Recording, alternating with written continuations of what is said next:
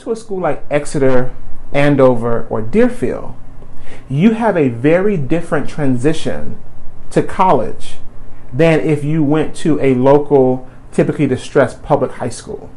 The problem is no one was paying attention to the fact that programs like Prep for Prep, Beacon, the White Foundation, WIGHT, are placing more and more lower income students into private schools that then serve as feeders to schools like Harvard and Yale.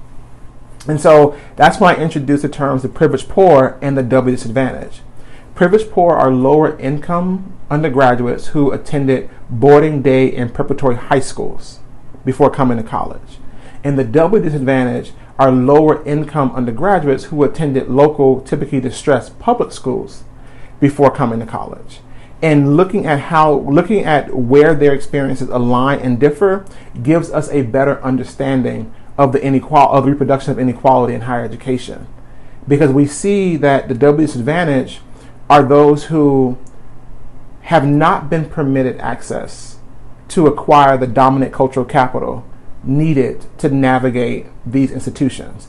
And by cultural capital, I meant those taken for granted ways that are valued in a particular context, right? The privileged poor sitting at Exeter with the Harkness method, being taught by the Harkness method, and being taught by PhDs from the moment they set foot on campus as ninth graders, right?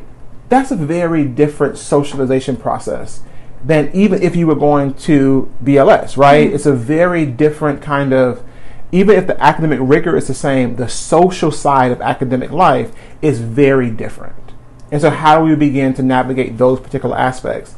The privileged poor and the doubly disadvantaged gives us a lens to understand and to investigate on what axis of inequality are we speaking, right? Access to what kind of resources helps you navigate college, but then also by identifying where their experiences are similar, we understand what structural hurdles still exist for lower income students.